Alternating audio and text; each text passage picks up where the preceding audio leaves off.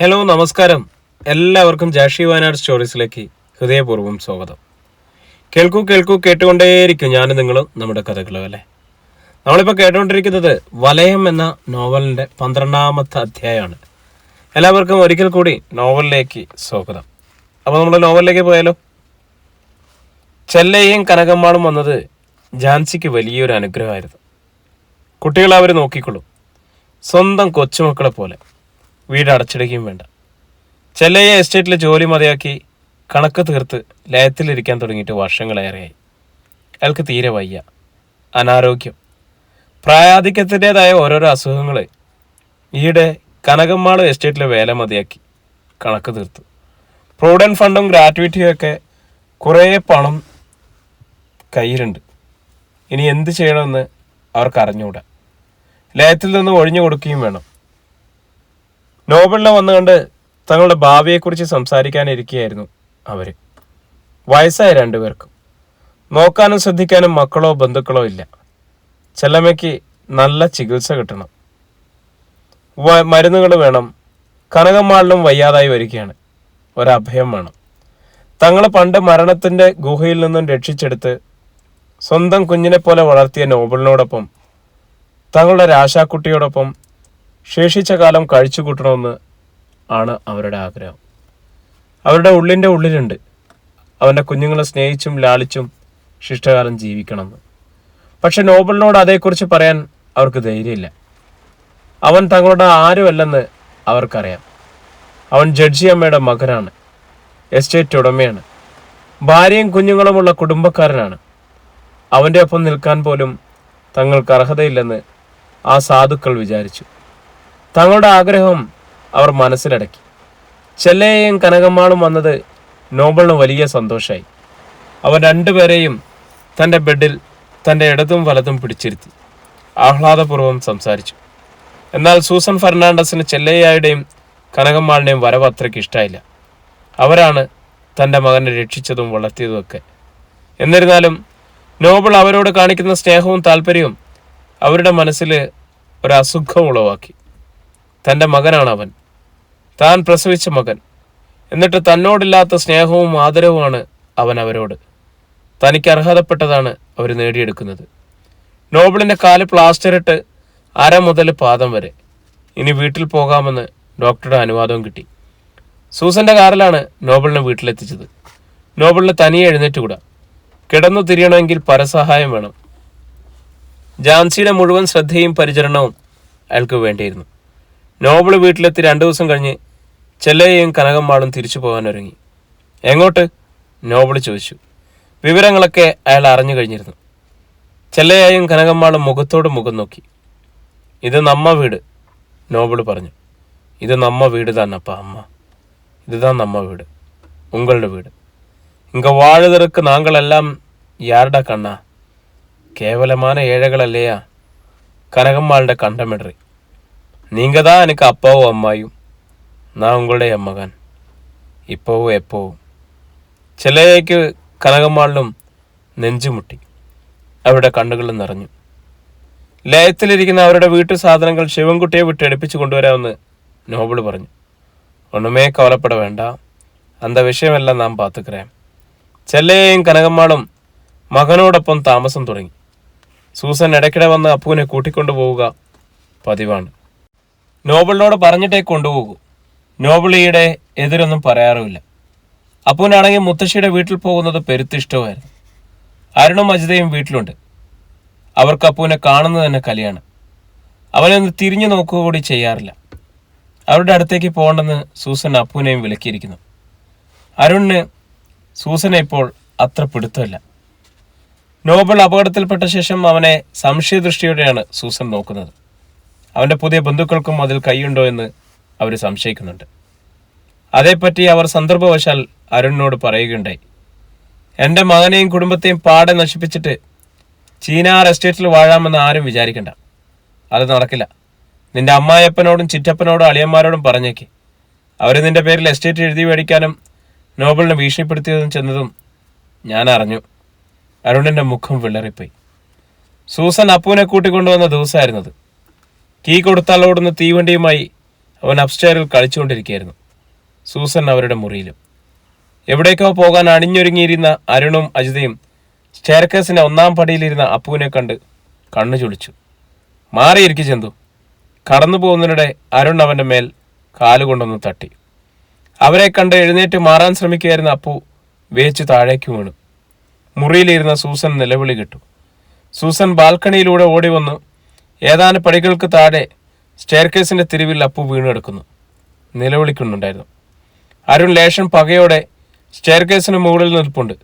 അജിത അവന്റെ കയ്യിൽ പിടിച്ച് വലിച്ചുകൊണ്ട് താഴേക്കിറങ്ങുന്നു. സൂസൻ എത്തുമ്പോഴേക്കും അപ്പു തനിയെ എഴുന്നേറ്റ് കഴിഞ്ഞിരിക്കുന്നു. അവന്റെ ചുണ്ടിലും നെറ്റിയിലും പൊട്ടി ചോര ഒലിക്കുന്നുണ്ട്. മൂക്കിലൂടെ ഒരു തുള്ളി ചോര പൊടിഞ്ഞു വരുന്നുണ്ട്. സൂസൻ അവനെ വാരിയെടുത്ത് കുടഞ്ഞു. എന്താ മോനെ പറ്റിയത്? നീ എങ്ങനെയാ വീണത്? പറഞ്ഞോ. എൻ്റെ കുട്ടൻ്റെ ചുണ്ടൊക്കെ മുറിഞ്ഞല്ലോ. ആരെങ്കിലും നിന്നെ ഉപദ്രവിച്ചോ? അപ്പു കരഞ്ഞുകൊണ്ട് അരുണിൻ്റെ നേർക്ക് കൈ ചൂണ്ടി. കരയാതെ പറ മോനെ. എന്നെ തൊഴിച്ചു. വീണ്ടും അവൻ ഏങ്ങലടിച്ചു. സൂസൻ കുഞ്ഞിനെ താഴെ നിർത്തിയിട്ട് ഈറ്റപ്പുലിയെ പോലെ ചെന്ന് അരുണിൻ്റെ നേർക്ക് നിന്നു. നീ മോനെ എന്ത് ചെയ്തടാ? അരുൺ നിന്ന് പരുങ്ങി. സൂസൻ കൈവീശി അവൻ്റെ ചെകിടത്ത് തന്നെ പൊട്ടിച്ചു. പറയണതുണ്ടി, നീ കുഞ്ഞിനെ എന്ത് ചെയ്തു? രണ്ടാമത് അടിക്കാനഞ്ഞപ്പോൾ അജിത ഇടയ്ക്ക് കയറി തടസ്സം നിന്നു. പുന്നാര മോൻ പടിയലിരുന്ന് കളിക്കായിരുന്നു. കാലറിയാതെ ഒന്ന് കൊണ്ടതാ. അതിനിത്ര കലി തുള്ളാനൊന്നുമില്ല. വീടാകുമ്പോൾ തട്ടിയെന്നും മുട്ടിയെന്നും ഒക്കെ ഇരിക്കും. ആരും കാണുകയും തൊടുകയും ചെയ്യരുതെന്നുണ്ടെങ്കിൽ വല്ല മുറിയിലോ കിളിക്കൂട്ടിലോ അടച്ചിട്ടോളണം, അജിത ശുഭതയായി പറഞ്ഞു. സൂസന്റെ കണ്ണുകളിൽ തീപ്പൊരി മിന്നി. കൊടുത്തു അജിതയുടെ തെകിടത്തും മാറി മാറി 2 അറിയാതെ തട്ടുകയും മുട്ടുകയും ചെയ്യും. അല്ലേടി തെണ്ടിച്ചി. എൻ്റെ കുഞ്ഞിനെ എന്തെങ്കിലും ചെയ്താ നീ പിന്നെ ജീവിച്ചിരിക്കില്ല. സൂസൻ സ്വയം മറന്ന് പൊട്ടിത്തെറിച്ചു. അജിത സൂസന്റെ കയ്യിൽ പിടിച്ചിരിക്കുകയായിരുന്നു. സൂസൻ കൈ കുതിരിക്കാൻ ശ്രമിച്ചപ്പോൾ അരുണും കയറി പിടിച്ചു. അജിത സൂസനെ പിന്നോട്ട് ആഞ്ഞു തള്ളി. ആരും അത്ര ഭീഷണിപ്പെടുത്താനൊന്നുമില്ല. കൊല്ലും കൊലയും ആരുടെയും കുത്തകയൊന്നുമല്ല. സൂസൻ ചീറിക്കൊണ്ട് വീണ്ടും അജിതയുടെ അടുത്ത് ചെന്നു. ഇറങ്ങടി പുറത്ത്. എൻ്റെ വീടായത്. ഈ വീട്ടിൽ ആരെയെല്ലാം എങ്ങനെയെല്ലാം വളർത്തണമെന്ന് ഞാനാ തീരുമാനിക്കുന്നത്. ഇറങ്ങു വെളിയിൽ, അല്ലെങ്കിൽ അടിച്ചിറക്കും ഞാൻ. അടിക്ക് കാണട്ടെ. കയ്യും കെട്ടി നിന്ന് തരാം ഞാൻ. ആരെയാ പേടിപ്പിക്കുന്നത്? പ്രായമായെന്നൊന്നും ഞാൻ നോക്കുകയില്ല. കൈക്ക് എല്ലുള്ളവളായിട്ടാണ് എൻ്റെ അപ്പനും അമ്മയും എന്നെ വളർത്തിയത്. അജിത വെല്ലുവിളിക്കുന്ന മട്ടിൽ നിന്നു. വഴക്കുകൂടി കേട്ടതോടെ അപ്പു പേടിച്ച് ഉച്ചത്തിൽ കരയാൻ തുടങ്ങി. മത്തായി ചേട്ടൻ മുകളിലേക്ക് കയറി വന്നു. സൂസൻ ചെന്ന് അപ്പുവിനെ വാരിയെടുത്തുകൊണ്ട് മുറിയിലേക്ക് നീങ്ങി. നിങ്ങളെന്താ കുന്തം വിഴുങ്ങിയതുപോലെ നിൽക്കുന്നേ? വാ. അജിത അരുണിൻ്റെ കയ്യിൽ പിടിച്ചു വലിച്ചു. ആ പ്രാന്തി തള്ളയോടെ പോകാൻ പറ. വാതിക്കലെത്തി സൂസൻ തിരിഞ്ഞു നിന്നു. ആരാ പോകുന്നതെന്ന് ഞാൻ കാണിച്ചു തരാം. ഇപ്പോൾ തന്നെ എൻ്റെ വീട്ടിൽ നിന്ന് ഇറങ്ങിക്കൊള്ളാം. ഇനി ഇവിടെ വേണ്ട നിന്റെ കളി. മുറിയിലെത്തിയ സൂസൻ വാഷ് ബേസിൻ അപ്പുവിൻ്റെ മുറിവുകൾ കഴുകി തുറച്ചു. മത്തായി ചേട്ടൻ മരുന്നും ബാൻഡേജും എടുത്തുകൊണ്ടുവന്നു. നെറ്റിയിലെയും ചുണ്ടിലെയും മുറിവിൽ സൂസൻ തന്നെ മരുന്ന് പുരട്ടി ബാൻഡേജ് ഒട്ടിച്ചു. അപ്പുവിൻ്റെ കലങ്ങിയ മുഖം കണ്ടപ്പോൾ സൂസന് കരച്ചിൽ വന്നു. ഞാനങ്ങനെ ഇവനെ ഇനി നോബിളിൻ്റെ മുന്നിൽ കൊണ്ടുവന്നു. അവനോട് ഞാൻ എന്തു പറയും? അരുൺ ഉപദ്രവിച്ചതാണെന്ന് പറഞ്ഞാൽ നോബിളിനി എൻ്റെ കുഞ്ഞിനെ എൻ്റെ കൂടെ വിടുവോ? മുത്തശ്ശിയുടെ കണ്ണ് നിറയുന്നതുകൊണ്ട് അപ്പുവിന് സങ്കടം വന്നു. മുത്തശ്ശി അവരുടെ കഴുത്തിലൂടെ കൈയിട്ട് കെട്ടിപ്പിടിച്ച് അവൻ വിളിച്ചു. അപ്പയോട് ഞാൻ നോണ പറഞ്ഞോളാം, വീണതാന്ന് പറഞ്ഞോളാം. എൻ്റെ കുട്ടാ. സൂസൻ അവൻ്റെ മുഖം ഉമ്മകൾ കൊണ്ട് മൂടി. ഈ പാവം മുത്തശ്ശിക്ക് മോനല്ലാതെ വേറെ ആരാ ഉള്ളത്? വൈകുന്നേരം സൂസൻ അപ്പുവിനെയും കൊണ്ട് കാറിൽ കയറ്റി നോബിളിൻ്റെ വീട്ടിലേക്ക് പോയി. നോബിളിനെ അഭിമുഖീകരിക്കുന്നത് ഓർക്കുമ്പോൾ ഉള്ളിലൊരു പേടി. അവൻ വഴക്ക് പറയുമോ? ഇനി ഒരിക്കലും അപ്പുവിനെ തന്നോടൊപ്പം അയക്കേണ്ടെന്ന് തീരുമാനിക്കുമോ? അപ്പുവിനെ കാണാൻ ഒരു ദിവസം പോലും തള്ളിവിടാൻ വയ്യ. അവൻ തൻ്റെ പ്രാണന്റെ ഭാഗമായി തീർന്നിരിക്കുന്നു. അപ്പുവിനും അതുപോലെ തന്നെയാണ്. അപ്പയേക്കാൾ അമ്മായേക്കാൾ അവനിഷ്ടം മുത്തശ്ശിയാണ്. മുത്തശ്ശിയുടെ വീടും മുത്തശ്ശിയോടൊപ്പം കഴിയുന്ന നിമിഷങ്ങളുമാണ് അവൻ്റെ ഏറ്റവും കൂടുതൽ വലിയ ആനന്ദം. ഒടുവിൽ സൂസൻ ഇങ്ങനെ സമാധാനിച്ചു. എത്രയായാലും തൻ്റെ മകനല്ലേ നോബിള്. എൻ്റെ ഉദരത്തിൽ രൂപം കൊണ്ട് ശിശുവായി വളർന്നവൻ. ഞാനല്ലേ അവനെ പ്രസവിച്ചത്. എന്നോടവൻ അത്ര വലിയ ക്രൂരത കാണിക്കുമോ? വീട്ടിൽ ചെന്നപ്പോഴും നോബിളും ജാൻസി അപ്പുവിൻ്റെ മുഖത്തെ ബാൻഡേജ് കണ്ട് മുഖത്തോട് മുഖം നോക്കി. ഇതെന്തു പറ്റിയതാ? നോബിള് ഗൗരവത്തിൽ ചോദിച്ചു. ഞാൻ വീണതാ അപ്പാ, കളിച്ചപ്പോൾ വീണതാ. ഒന്നും പറ്റിയില്ലപ്പാ. ജാൻസി ബാൻഡേജിന് മീതെ വിരലോടിച്ചു. വേദനയുണ്ടോ മോനെ? ഇല്ല, വേദനയില്ലെന്നേ, ചെറുതായിട്ടൊന്ന് പൊട്ടിയതേ ഉള്ളൂ, സൂസൻ പറഞ്ഞു. ഞാനേതായാലും ബാൻഡേജ് ചെയ്തത് മാത്രം. നമ്മുടെ സമയം മോശമാണ് അല്ലേ മോനെ? അപ്പാടെയും മോൻ്റെയും ഒക്കെ സമയം മോശമാണ്. നോബിൾ അത്രയേ പറഞ്ഞുള്ളൂ. സൂസൻ ആശ്വാസമായി. വീട്ടിൽ തിരിച്ചെത്തിയ ഉടൻ സൂസൻ മത്തായി ചേട്ടനെ കൂടി വിളിച്ച് അരുണിൻ്റെയും അജിതയുടെയും വീട്ടിലുണ്ടായിരുന്ന സാധനങ്ങളെല്ലാം മുറിക്കുള്ളിൽ നിന്നും പെറുക്കി ഹാളിലേക്ക് മാറ്റിവെച്ചു. എന്നിട്ട് അവരുപയോഗിച്ചിരുന്ന മുറികൾ അടച്ചുപൂട്ടി. പുറത്തേക്ക് പോയിരുന്ന അരുണും അജിതയും രാത്രിയിലാണ് തിരിച്ചെത്തിയത്. തങ്ങളുടെ സാധനങ്ങൾ, പെട്ടികൾ മുതലായവ ഹാളിലേക്ക് എടുത്തു വെച്ചിരിക്കുന്നത് കണ്ട് അവരൊന്ന് പകച്ചു. അവർ മുകളിൽ ചെന്ന് അടച്ച വാതിലുകളിൽ തള്ളി നോക്കി. അതെല്ലാം പൂട്ടിയിരിക്കുകയാണെന്ന് മനസ്സിലായി. രണ്ടുപേരും താഴേക്കിറങ്ങി വന്നു. സൂസൻ തികഞ്ഞ ശാന്തതയിൽ ഹാളിൽ ആടുന്ന കസേരയിൽ ഇരിപ്പുണ്ട്. അരുൺ അവരുടെ മുമ്പിൽ ചെന്നു. എന്താ മമ്മ ഇതൊക്കെ? അന്തക്ഷോഭത്തോടെ അവൻ ചോദിച്ചു. മനസ്സിലായില്ലേ? നിങ്ങൾ പോകുന്നതിന് മുമ്പ് ഞാൻ പറഞ്ഞിരുന്നല്ലോ. എനിക്ക് മനസ്സിലായില്ല. അരുണിൻ്റെ ഒച്ചയുയർന്നു. ഇനി ഈ വീട്ടിൽ നിങ്ങൾ രണ്ടാളും താമസിക്കാൻ പാടില്ല. സാധനങ്ങളെടുത്ത് ഡിക്കിയിലിടുക, സ്ഥലം വിടുക, അതേ നിങ്ങൾക്കിനി ചെയ്യാനുള്ളൂ. അരുണിൻ്റെ മുഖം വിവരണമായി. അങ്ങനെ ഞങ്ങളെ ഇവിടുന്ന് ഇറക്കി വിടാമെന്ന് കരുതണ്ട. പോകാൻ പറഞ്ഞാലുടൻ പോകുന്നവരല്ല ഞങ്ങൾ. അയത പൊട്ടിത്തെറിച്ചു. നീ ശബ്ദിക്കരുത്, സൂസൻ കർശനമായി പറഞ്ഞു. നിന്നെ ഇനി എൻ്റെ വീട്ടിൽ എന്നോടൊപ്പം താമസിപ്പിക്കുന്ന പ്രശ്നമില്ല. വിഷവിത്താണ് നീ. അരുൺ വാ, നമ്മളിവിടുന്ന് എങ്ങോട്ടും പോകുന്നില്ല. ഇവരിറക്കി വിടുന്നതെന്ന് എനിക്കൊന്ന് കാണണം. മുറി തുറന്നു തരുന്നില്ലെങ്കിൽ എനിക്ക് ചവിട്ടി പൊളിക്കണം. അജിത എതിർക്കാൻ തന്നെയാണ് പുറപ്പാട്. അരുൺ, സൂസൻ വിളിച്ചു. എൻ്റെ വീടാണിത്. നീ എൻ്റെ മകനാണെന്നതിനോ ഈ വീട്ടിൽ താമസിക്കാൻ നിനക്ക് അവകാശമുണ്ടെന്നതിനോ യാതൊരു തെളിവുമില്ല. എൻ്റെ ദത്തുപുത്രനെങ്കിലുമാണെന്ന് സ്ഥാപിക്കാൻ പോലും നിനക്ക് സാധ്യമല്ല.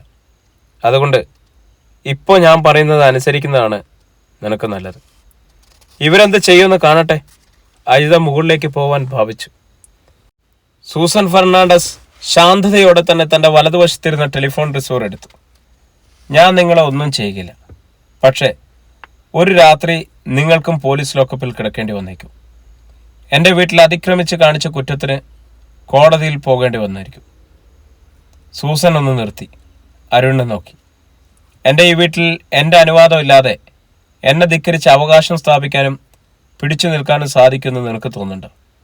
അത്രത്തോളം വിഡ്ഢിയാണോ നീ? ഇനി നീയാണ് തീരുമാനിക്കേണ്ടത്. ഞാനിപ്പോൾ പോലീസിനെ വിളിക്കണോ വേണ്ടയോ എന്ന്. വിളിക്കണ്ട എന്നുണ്ടെങ്കിൽ ഒരു നിമിഷം വൈകാതെ ഈ സാധനങ്ങളെല്ലാം പെറുക്കി സ്ഥലം വിടുക. അരുൺ വിളറി. അവൻ അജിതയെ നോക്കി. അവളും പതറിയിട്ടുണ്ടെന്ന് തോന്നി. എതിർക്കുന്നത് കൊണ്ട് ദോഷമല്ലാതെ ഫലമൊന്നും ഉണ്ടാകാൻ പോകുന്നില്ലെന്ന് ഇരുവർക്കും തോന്നി. നിങ്ങളിതിൻ്റെ ഫലം അനുഭവിക്കും, തീർച്ച. അജിത സൂസനെ പ്രാഗി. എണ്ണി എണ്ണി ഇരട്ടിക്കിരട്ടി അനുഭവിക്കും. അന്ന് ചിരിക്കുന്നത് ഞങ്ങളായിരിക്കും. അരുണും അജിതയും കൂടി തങ്ങളുടെ പ്രധാനപ്പെട്ട സാധനങ്ങളെല്ലാം പെറുക്കി കാറിൻ്റെ ഡിക്കിയിൽ കൊണ്ടുവന്ന് വെച്ചു. അധികം താമസിക്കാതെ രണ്ടുപേരും സ്ഥലം വിടുകയും ചെയ്തു. അരുൺ പോയി കഴിഞ്ഞപ്പോൾ സൂസന് നെഞ്ചിൽ നേരിയൊരു നീറ്റിൽ അനുഭവപ്പെട്ടു. 23 കൊല്ലം തൻ്റെ മകനായി വളർത്തിയ ഒരുത്തനാണവൻ. തൻ്റെ മുലപ്പാലുണ്ട് വാത്സല്യം നുണഞ്ഞവനുമാണവൻ. അങ്ങനെയാണ് അവൻ വളർന്നത്. ഒരുപാട് അവനെ സ്നേഹിച്ചു, ഒരുപാട് അവനെ ലാളിച്ചു. തൻ്റെ ജീവിതത്തിൽ നിന്നും അവൻ അടർത്തി മാറ്റപ്പെടുകയാണ്. ശത്രുപാളയത്തിലെ ഇനി അവനെ കാണാനൊക്കൂ. കൊച്ചമ്മ, മത്തായി ചേട്ടൻ വിളിച്ചു. സൂസൻ സ്വന്തം മനസ്സിലേക്ക് ആഴ്ന്നു പോയിരുന്നു. കണ്ണുകൾ ഉയർത്തി നോക്കി. അത്രയും വേണ്ടായിരുന്നു എന്ന് ഒരു സംശയം. സൂസൻ മൂളി. അത്രയും വേണ്ടായിരുന്നു. എൻ്റെ കൈപ്പിടി ഇതിൽ ഒതുങ്ങുന്നില്ലെങ്കിലും എനിക്കൊരു കുടുംബമുണ്ട് മത്തായി ചേട്ടാ. എനിക്കൊരു മകനുണ്ട്, ഒരു മകളുണ്ട്, കൊച്ചുമക്കളുണ്ട്. ഞാൻ അവിടെ ആരും അല്ലായിരിക്കും. എന്നാലും അതെൻ്റേതാണെന്ന് എനിക്കറിയാം. അതിനൊരു പോറൽ പോലും ഏൽപ്പിക്കാൻ ശ്രമിക്കുന്നവൻ പോലും എനിക്ക് ശത്രുവാണ്. അതുകൊണ്ടല്ല കൊച്ചമ്മേ ഞാൻ പറഞ്ഞത്. അവർ പ്രബലന്മാരാ, എന്തും ചെയ്യാൻ മടിക്കാത്തവരാ. അവരിനി അടങ്ങിയിരിക്കുമോ? അധ്യായം 20. മത്തായി ചേട്ടൻ പ്രവചിച്ചതുപോലെ തന്നെ സംഭവിച്ചു. 3-ാം ദിവസം വൈകുന്നേരത്തോടെ കോണ്ടസ കാറും ഒരു ജീപ്പും സൂസന്റെ വീട്ടുമുമ്പിൽ വന്നു നിന്നു.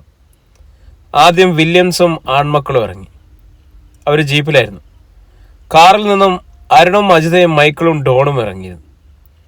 വാതിലിൽ വന്ന് മുട്ടുകയോ ഡോറ് വെല്ലടിക്കുകയോ ചെയ്യാതെ വില്യംസ് ഹാൻഡിൽ പിടിച്ച് തിരിച്ച് വാതിൽ തുറന്നു. ഓരോരുത്തരായി അകത്തേക്ക് കടന്നു. സൂസൻ അപ്പുവിനെയും മടിയിൽ വെച്ചിരുന്ന് TV കാണുകയായിരുന്നു. ഒച്ച കേട്ട് അവർ തിരിഞ്ഞു നോക്കിയപ്പോൾ എല്ലാവരും അകത്ത് കടന്നിരുന്നു. വില്യംസിന്റെ മക്കള് രണ്ടും വാതിക്കൽ തന്നെ നിലയുറപ്പിച്ചു. അരുണും അജിതയും ഒരു സോഫയിൽ വന്നിരുന്നു. വില്യംസ് സൂസനെതിരെ കസേര വലിച്ചിട്ടിരുന്നു. മൈക്കിളും ഡോണും കൂടി അയാളുടെ തൊട്ടു പിന്നിൽ നിലയുറപ്പിച്ചു. വില്യംസ് ചുണ്ടുകോട്ടി ക്രൗര്യം കലർന്ന ഒരു ചിരി ചിരിച്ചു. എല്ലാവരുടെയും മട്ടും ഭാവം കണ്ടപ്പോൾ സൂസൻ എന്തോ പന്തികേട് തോന്നി. എന്താ വിശേഷിച്ച്?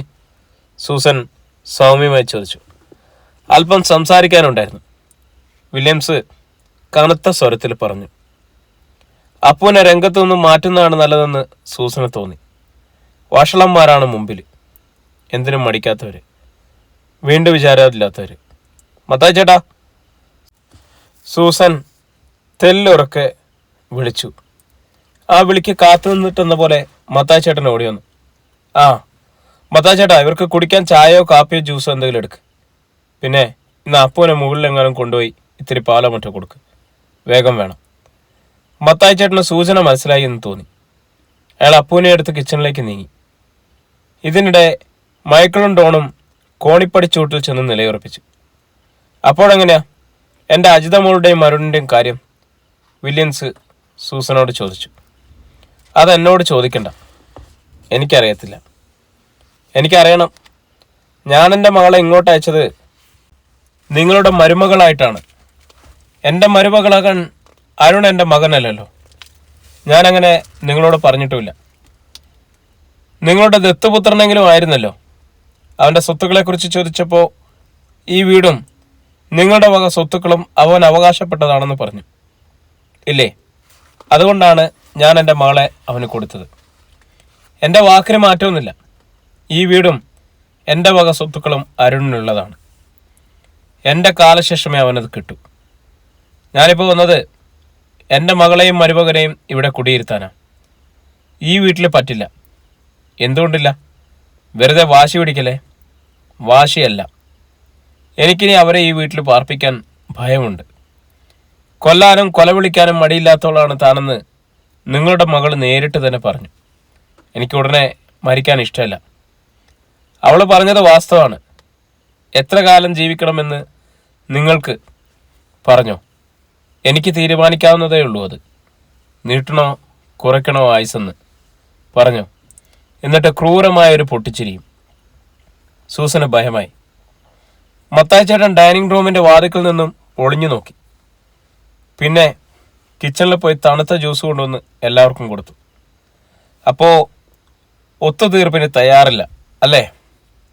ഇരുണ്ട മുഖത്തോടെ വില്യംസ് ചോദിച്ചു. ഇല്ല. അത് ശരി. അജിതയെയും അരുണിനെയും ഇവിടെ താമസിപ്പിക്കുകയില്ലെന്ന് തീർച്ച. വില്യംസ് നിറഞ്ഞ ഗ്ലാസ്സിലെ ജ്യൂസ് മുഴുവൻ സൂസന്റെ മുഖത്തേക്ക് ആഞ്ഞൊഴിച്ചു. സൂസൻ ഏതാനും നിമിഷത്തേക്ക് കണ്ണു തുറക്കാൻ പോലും കഴിഞ്ഞില്ല. നീ എൻ്റെ മകളുടെ കരണത്തടിച്ചത് ഞാൻ അറിഞ്ഞു. അവൾക്ക് ചോദിക്കാനും പറയാനും ആരും ഇല്ലെന്ന് കരുതിയോടെ പട്ടിച്ചി. അവളുടെ തന്തയാങ്ങളമാരും ജീവിച്ചിരിപ്പുണ്ടേ. നീ ആരാടി എൻ്റെ മകളുടെ ചെകുട്ടത്തടിക്കാൻ? വില്യംസ് സൂസന് നേർ കലറി. സൂസൻ പെട്ടെന്ന് എഴുന്നേറ്റ് ടെലിഫോണിനടുത്തേക്ക് ചെന്നു. റിസീവർ എടുത്ത് ഡയൽ ചെയ്യാൻ തുടങ്ങി. എടാ വാതിലടക്കടാ, വില്യംസ് വിളിച്ചു പറഞ്ഞു. ജോയൻ വേഗം പുറത്തേക്കുള്ള വാതിലടച്ച് കുറ്റിടിച്ചു. Hello, police സ്റ്റേഷനിലല്ലേ? അടുത്ത ക്ഷണം കുതിച്ചെത്തിയ വില്യംസ് റിസീവർ സൂസന്റെ കയ്യിൽ നിന്നും പിടിച്ചു വാങ്ങി ഫോണിന്മേൽ അടിച്ചുടച്ചു. ഫോൺ എടുത്ത് തറയിലേക്ക് ആഞ്ഞെറിയുകയും ചെയ്തു. അത് കഷ്ണങ്ങളായി. നിന്റെ പോലീസ് വിളിക്കണേ, പോലീസിനെ. പോലീസ് നിന്നെ രക്ഷിക്കാൻ വരുന്ന ഒന്ന് കാണട്ടെ. സൂസൻ ചകതയായി. മൈക്കിള് മത്തായി ചേട്ടനെ വിളിച്ചു പറഞ്ഞു. ആ കൊച്ചിനെ ഇങ്ങോട്ട് കൊണ്ടുപോടാ. ഇറങ്ങിപ്പോ. നിങ്ങളോടാണ് പറഞ്ഞത് ഇറങ്ങിപ്പോവാൻ. അതാണ് നിങ്ങൾക്ക് നല്ലത്. സൂസൻ ഭയം പടിഞ്ഞ് വില്യൻസിനെ നേർക്ക് ചീറി. ഇല്ലെങ്കിൽ നീ എന്ത് ചെയ്യോടി? വില്യൻസ് മുമ്പോട്ട് ചെന്ന് സൂസന്റെ കഴുത്തിൽ കുത്തിപ്പിടിച്ച് പിന്നോട്ട് തള്ളി. ഒരു മേശയുടെ അരികിൽ ചെന്നിടിച്ച് സൂസൻ വേച്ചു വീഴാൻ പോയി. വല്ല വിധേനയും മേശമേൽ പിടിച്ച് അവർ നിന്നു. മേശപ്പുറത്ത് നിന്ന് പേപ്പർ വെയിറ്റ് എടുത്ത് അവർ വില്യൻസിന് നേർക്കെറിഞ്ഞു. വില്യൻസ് ഒഴിഞ്ഞു മാറി. ചില്ലുകൊണ്ടുള്ള ടീപ്പോയ്മേൽ പേപ്പർ വെയിറ്റ് വന്നു വീണ് ചില്ലുടഞ്ഞു. മത്തായി ചേട്ടൻ ഇതിനകം കിച്ചണിലെത്തി. അവിടെ നിന്ന് മുകളിലേക്ക് തടി കൊണ്ടുള്ള ഒരു ഗോവണിയുണ്ട്. വാഴക്കുലകളും മറ്റും പഴുപ്പിക്കാൻ ഉപയോഗിക്കുന്ന മച്ചമ്പുറമായിരുന്നു അതെത്തുന്നത്. അവിടെ നിന്നും ബാൽക്കണിയിലേക്ക് തുറക്കാവുന്ന ഉയരം കുറഞ്ഞ വാതിലുണ്ട്. മത്തായി ചേട്ടൻ അപ്പൂനെയും കൊണ്ട് അതിലൂടെ കയറി ബാൽക്കണിയിൽ ചെന്നു. അവിടെ നിന്നും വേഗം സൂസന്റെ മുറിയിലേക്ക് നീങ്ങി. ജോയൻ ഇത് കണ്ട് ഉറക്കെ പറഞ്ഞു, അതാ പോകുന്നു കിഴവൻ, വിടരുത് അയാളെ. മത്തായി ചേട്ടൻ വേഗം മുറിയിൽ കടന്ന് വാതിലടച്ചു. മൈക്കിളും ഡോണും കൂടി സ്റ്റെയർകേസ് കയറി വരുമ്പോഴേക്കും മത്തായി ചേട്ടൻ സൂസന്റെ മുറിയിലെ ഫോണിലൂടെ പോലീസിൽ വിവരം അറിയിച്ചു കഴിഞ്ഞിരുന്നു. എന്നിട്ട് മത്തായി ചേട്ടൻ അപ്പൂനെയും കൂട്ടി ടെറസിലേക്ക് ഇറങ്ങി. ആ വാതിലും ശരിക്കടച്ചു. മൈക്കിളും ഡോണും സൂസന്റെ മുറിയുടെ വാതിൽ ചവിട്ടി തുറന്ന് നോക്കിയപ്പോൾ അകത്താരെയും കണ്ടില്ല. താഴെ സൂസൻ വില്യംസിനെ നേരിടുകയായിരുന്നു. പിന്നോക്കം നീങ്ങിയെന്ന് ഭിത്തിയിൽ മുട്ടിയതോടെ സൂസന്റെ വഴിയടഞ്ഞു. വില്യംസ് വന്ന് അവരുടെ കഴുത്തിൽ കുത്തിപ്പിടിച്ചു. നീ വലിയൊരു സെഷൻസ് ജഡ്ജി, ഏത് സ്ഥാനത്തിരുന്നാലും നീ വെറും പെണ്ണലടി. അധികാരവും അഹങ്കാരവും കൊണ്ട് തലയ്ക്ക് മത്ത് പിടിച്ച പെണ്ണ്, വിവരദോഷി. സൂസൻ കുഴഞ്ഞു. ചെറുത്തുനിൽപ്പ് അവസാനിപ്പിച്ചു. മുകളിൽ ടെറസിലേക്കുള്ള വാതിൽ പൊളിക്കാനുള്ള ശ്രമത്തിലായിരുന്നു മൈക്കിളും ഡോണും. അവരതിന്റെ കൊളുത്ത് വലിച്ചു പിഴുത ടെറസിലെത്തിയപ്പോഴേക്കും പോലീസ് ജീപ്പ് വന്നു നിന്നു. ഒട്ടൊരു വിജയഭാവത്തിൽ ടെറസിന്റെ വിളിമ്പിൽ നിന്നും മത്തായി ചേട്ടൻ തിരികെ സൂസന്റെ മുറിയിലേക്ക് വന്നു. മൈക്കിളിനോടും ഡോളിനോടും അയാൾ പറഞ്ഞു, പോലീസ് എത്തിയിട്ടുണ്ട്, നിങ്ങൾക്ക് കിട്ടേണ്ടത് കിട്ടുക തന്നെ ചെയ്യും. പോലീസ് വന്ന് വാതിൽ മുട്ടിയെങ്കിലും വില്യംസിന്റെ മക്കൾ വാതിൽ തുറക്കാൻ കൂട്ടാക്കിയില്ല. ജനാലക്കിൽ പോലീസുകാരെ കണ്ട് സൂസനും പ്രാണൻ വീണ്ടു കിട്ടിയതുപോലെയായി. അവര് വില്യംസിനെ പിടിച്ച് മുന്നോട്ട് തള്ളി. മത്തായി ചേട്ടൻ പോലീസിൽ അറിയിക്കുന്നു, പോലീസ് ഇപ്പോഴെത്തുമെന്നോ വില്യംസ് കരുതിയതല്ല. പോലീസാണടാ, വാതിൽ തുറന്നു കൊടുക്ക്, വില്യംസ് കൂസലൊന്നുമില്ലാതെ പറഞ്ഞു. അകത്ത് കടന്ന SIയും പോലീസുകാരും അപ്പോൾ തന്നെ 7 പേരെയും കസ്റ്റഡിയിലെടുത്ത് ജീപ്പിൽ കയറ്റി. ടെലിഫോൺ തകർത്തതിനും വാതിലുകൾ പൊളിച്ചതിനും സൂസനെ കയ്യേറ്റം ചെയ്തതിനും അപ്പോൾ തന്നെ തെളിവെടുപ്പ് നടത്തി FIR തയ്യാറാക്കി. പ്രതികളെയും കൊണ്ട് അവർ സ്റ്റേഷനിലേക്ക് പോയി. സൂസൻ ആ ഷോക്കിൽ നിന്നും മോചിതയാകാൻ കുറേ സമയമെടുത്തു. പട്ടാപ്പകൽ ഇങ്ങനെ ഒരു ആക്രമണം അവർ പ്രതീക്ഷിച്ചിരുന്നില്ല. തക്ക സമയത്ത് പോലീസ് എത്തിയത് കൊണ്ട് കൂടുതൽ അനിഷ്ട സംഭവങ്ങൾ ഉണ്ടാകാതെ കഴിഞ്ഞുവെന്ന് അവരോർത്തു. മത്തായി ചേട്ടനെ നന്ദിപൂർവ്വം അഭിനന്ദിക്കുകയും ചെയ്തു. അപ്പുവിനെ കുറിച്ചായിരുന്നു സൂസന് വേവലാതി മുഴുവൻ. അവനെ വല്ലതും ചെയ്തേക്കുമെന്നായിരുന്നു സംശയം മുഴുവൻ. പ്രിയരെ, നമ്മുടെ കഥ ഇവിടെ തുടരുകയാണ് കേട്ടോ. ഇതിൻ്റെ അടുത്ത ഭാഗമായിട്ട് നാളെ വീണ്ടും നമ്മൾ കണ്ടുവിട്ടു. അപ്പോൾ ഒത്തിരി സന്തോഷത്തോടെ സ്നേഹത്തോടെ നിങ്ങളുടെ സ്വന്തം ജാഷി വയനാട്.